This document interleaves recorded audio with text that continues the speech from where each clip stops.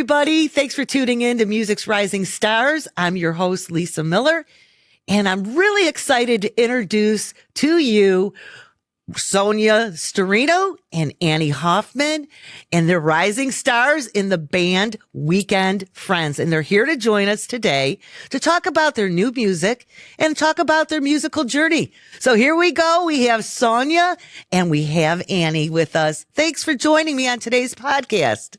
Yeah, happy to be here. Thank you. You really bring it 100% in everything you do. It's a great blend. Your music is, would you describe it as rock and roll and a little bit of alternative? Yeah, I think it's like alternative rock, like indie alternative rock. A little bit of grunge. A little bit of grunge in there. Yeah, like loud, like lots of guitars. But then at the same time, I feel like vocally, it's like a little bit poppy. Like I've always loved pop music, and I like a really good catchy melody. So I feel like that filters in there as well. Pop melodies delivered over top of like loud guitar rock. Yeah, and emotionally delivered. Yeah. Yeah. And, one of the things too that stands out in my mind is when I watched your YouTube videos with you performing, and I mean, you guys just let loose on stage. I don't know. I can't keep up with the energy level, and the endurance that you have throughout your shows is unbelievable. Mm-hmm. It's a lot of cardio. Yeah, Annie definitely sends it the most. I feel like you do like a million little steps. Like I have to sing, so I'm like a little bit like tethered to my station. And then sometimes I'll like look over and like you're never in the same place. It's hard to stand still. There's so much. There's so much energy coming off the audience to begin with. It would feel weird to just stand still. Sure. Yeah. It's a very symbiotic relationship. Yeah. It's like it's high. The music's high energy. So yeah. Yeah. And I always wonder, when I see you perform in YouTube videos and others that I've watched in performers, how do you come down from that energy level and then it ends? Well, and then are you exhausted or? Yeah. I mean, I have to usually go sell our merch right after because we're a small enough band that we don't have a merch person. So that's how I come down, is by going and doing another job and then driving and then and then also we all let's pack up our own gear and we're at that level. So it's you naturally you still have a million other jobs to do. So by the time it's all done, some people are oh, do you go party after and this and that? I'm I get to the hotel room and I fall into the deepest sleep of all time. I love to sleep. I'm the antithesis of what people I would say consider rock star energy. It's everything I do on stage is that. I love chatting with people at merch and hanging out at the show. But when we are done, I am in my pajamas and I'm going to bed. I have my I'm tired. I'm usually the same way, but every once in a while there is a big enough show. If the crowd is just absolutely electric or huge and electric, I will have trouble sleeping for a couple days sometimes. It'll just be replaying in my head and I can feel the adrenaline start again. Yeah. I have to will myself not to think about it. Not me. I'm like a cat. I'm just I'm ready to sleep no matter what, anywhere, anyhow. Yeah. When we opened for Jack White a couple of months ago, and I was wired for 4 days. That was a really fun show. Oh my gosh. And when you look back over your careers in different bands and then together, did you ever imagine that you would be where you're at today? You have a huge fan base. Again, you're touring and traveling all over. This is your third album that you're released, Feels Like Hell. And did you ever imagine all this success? I mean, yes, kind of, because I think when you get into it, especially for me as a kid, I was this is what I want to do. It's funny because it's very nice to see it as it is a successful spot to be in. We get to actually tour and put out records on a label and talk to great people like you and do all this really fun stuff. And we do have people who love our music, but I've always thought of music, or like how I've been thinking about it lately, is like, do you know like escape rooms? I feel like it's like success is like an escape room. You get into like one, and then it's like as soon as you get out of it, there's another. You just like enter another escape room, a bigger, nicer escape room. Yeah, so it's like it's kind of like you're always sort of chasing the next step. I mean, like ultimately, like the more people your music can connect with and touch, that's like the best feeling and the goal. But I guess from a level of just like artistry, like I feel very happy to be at a point where like I get to write songs, and those songs like have allowed me to like meet so many amazing people and go to so many amazing places. And like, I guess I you can never predict it in any one way or another. But what I'm trying to say is like, I'm very comfortable with where we're at, and I'm very comfortable with the idea of keeping on doing it. So I think from when I was little, I always did kind of imagine being in a band and doing the thing. Yeah, if I could check in with my child self and let them know that, oh, you've been on tour in Europe 4 times. Yeah, I think she'd cool. freak out. She'd be like, oh man, that's awesome. Yeah. Even though it's hard when you're like in it, you're like, you are kind of jaded. Not jaded, but it's a lot of work. It's a lot of work. You're always trying to further things. Right. You're like, well, there's bands that are bigger than us, and so like we should be bigger. We should do bigger things. And like, so you kind of do that whole like envious thing, or you'll do the like, it's so like hard to be on tour. I'm so tired. I just want to go home. Like, but at the end of the day, like you do realize like this is like pretty awesome that we get to do this. And yeah, so. Yeah, well said. And I think too, the first thing that came to my mind when I was looking back at some of my first podcasts and not realizing, I thought, singers, they had a fun life. It was entertaining. I was so wrong initially because you are such hard working professionals. Anyone who thinks that it's not a job, I mean, you have to have a strong work ethic, and you ladies certainly do. Yeah, thank you. Yeah, I agree. I mean, it's definitely not for the faint of heart. Faint of heart, I think, especially at the level we're at, or like to even just grow to any level and being a band, like those first few years, or like it's a grind, and like touring can be amazing, but also like really hard, and like long days, and it's like vulnerable too. Like even just writing music, it's like it's such a vulnerable thing to do, and then to be like, all right, world, what do you think? And it could be just like mentally really stressful and rough, but I don't really know what else to do with my life, and this is what I've been doing, and this is what I love doing, so keep doing it. And you do it well. And the recording label Don Giovanni, it's a strong record label. I mean, that has had to have some impact too in guiding you through, any challenges or helping. What changed when you signed on to a record label? Yeah, so Joe's been really just who runs the record label.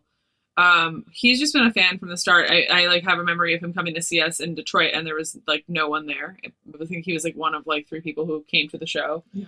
Like one of probably our least attended shows of all time. And he still like saw something in us and like wanted to work with us, which was really awesome. And I mean, with Don Giovanni Records, it's interesting because they are like the most indie of indie labels. Like they're definitely like it's a DIY operation, very independent. And, throughout our career, people might be like, oh, well, why didn't you try to go to like a major label or try to go to like a bigger label? And, and that's something you like think about as you grow as an artist. But I've always felt like Joe's just like really on our team, and he's really accessible.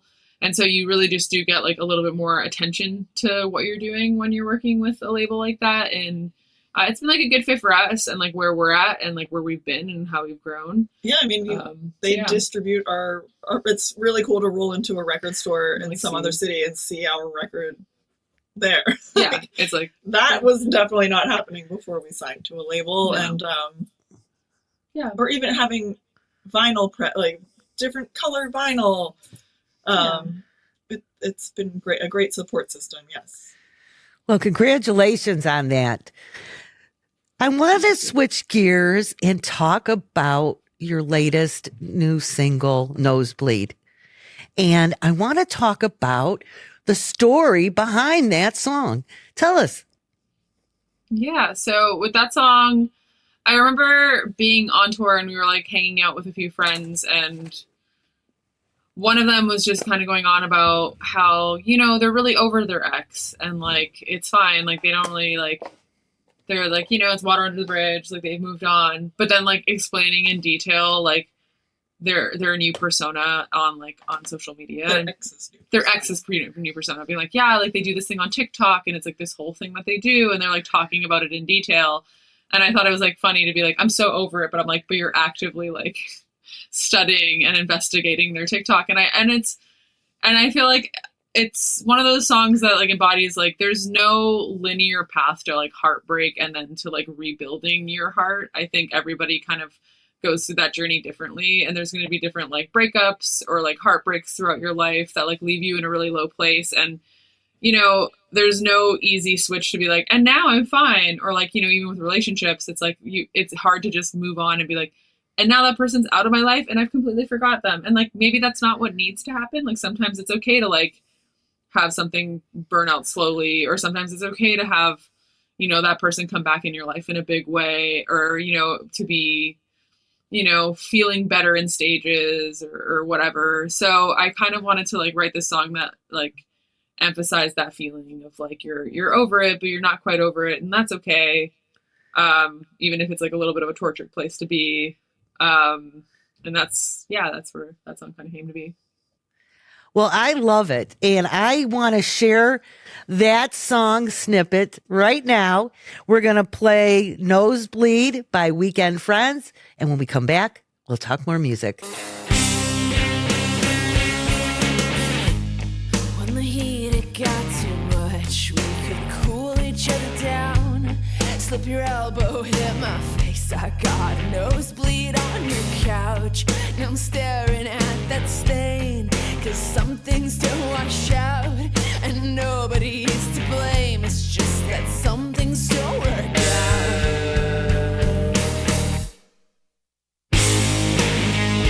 Tell me I'm not crazy. Tell me I'm still a baby. Tell me how you doing lately. Tell me. That's what I'm talking about, ladies. That's awesome. Great song and sound. Congratulations. Thank you so much. So I want to talk about the official music video for Nosebleed. And it was awesome. I loved every minute of it. And here's why. It was so detailed, not only just the setting of it, the characters that are in that small room, each of you playing that role, the storyline that's kind of embedded along with your great song. I think that's an award-winning video. And I want to talk about, it was awesome.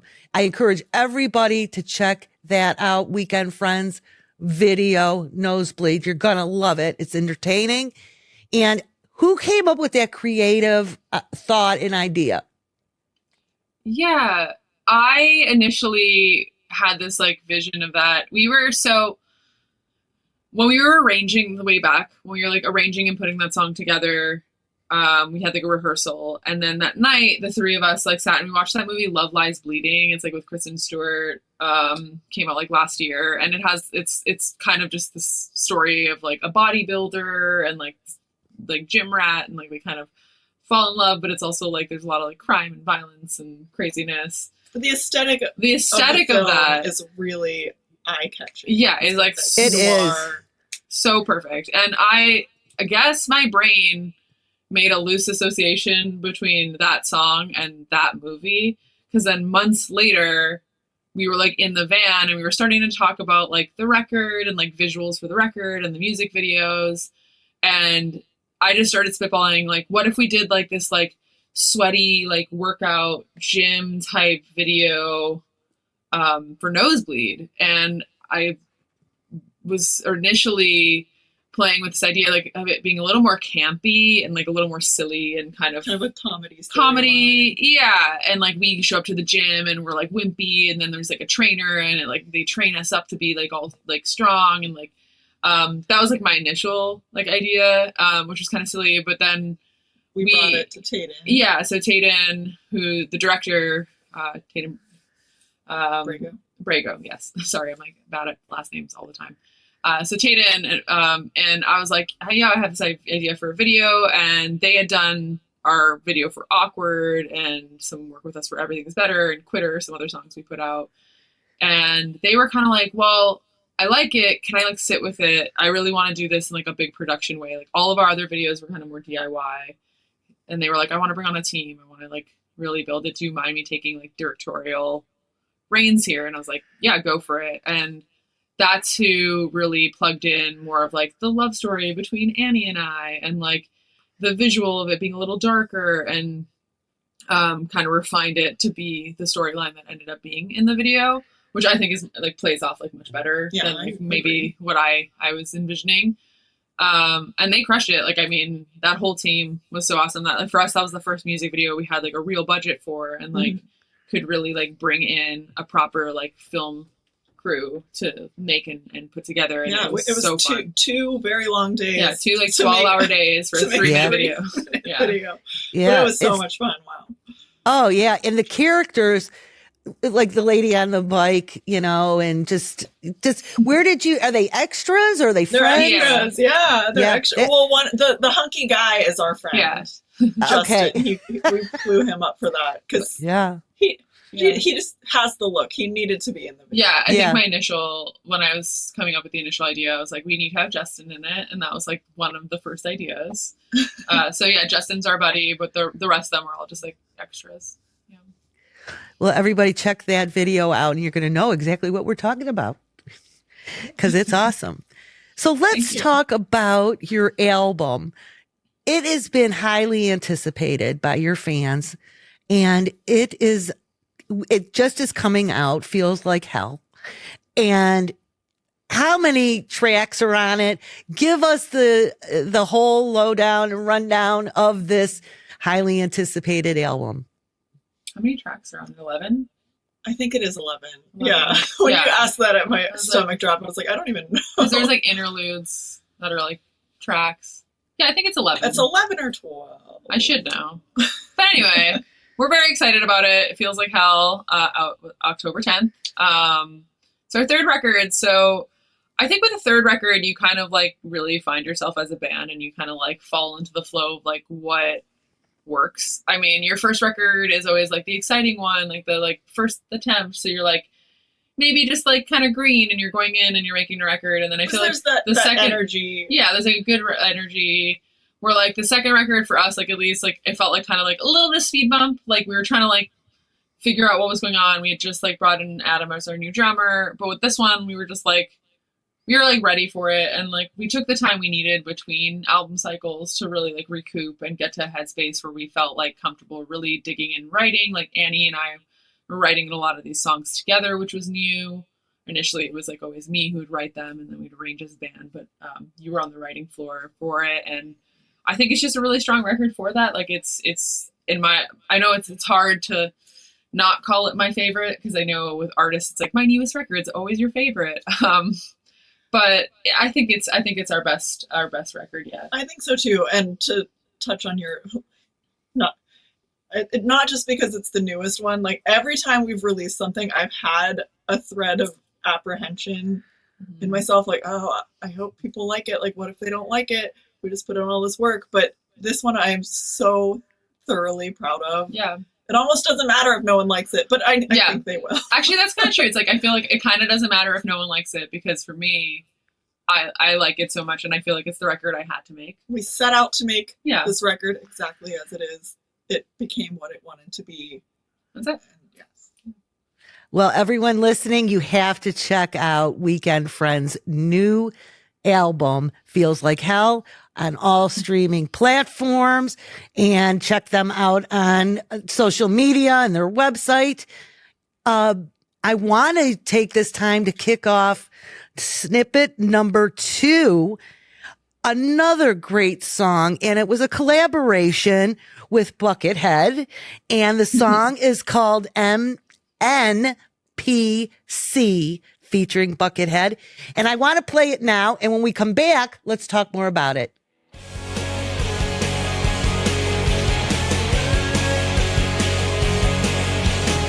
Feel dog tired first thing in the morning. Why is everything I see so annoying? Every time I open up my eyes, I'm in a constant state of overwhelmed and bored. I can't relate, I just ignore that sneaking sense. I'm really somewhere else. Like maybe I'm sorry dead, or I'm living in a simulation. But honestly, it makes me depressed that this was the best thing someone could invent.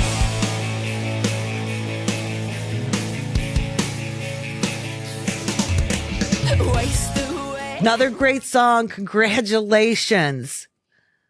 Thank you. Thank you. Yeah. So tell us about that. How did that become a collaboration with Buckethead?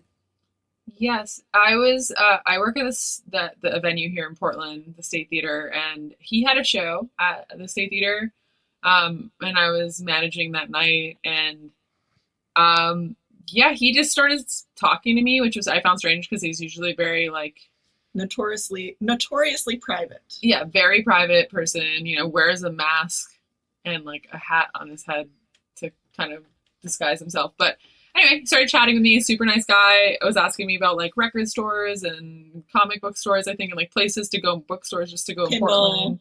Yeah, just like things to do in Portland when we started talking about Portland in general. And yeah, we just started kind of being friends and sending each other like music and demos and just like talking about music or like movie recommendations and book recs and that kind of thing. And when we started recording and putting together MPC, I wanted this kind of like blistering guitar solo that sounded less like a guitar and more like the world of this NPC that they're living in this simulation, like glitching and coming apart, like kind of just the fabric of the reality, like splitting and splintering, like a computer exploding. And I can't play guitar like that to my best ability.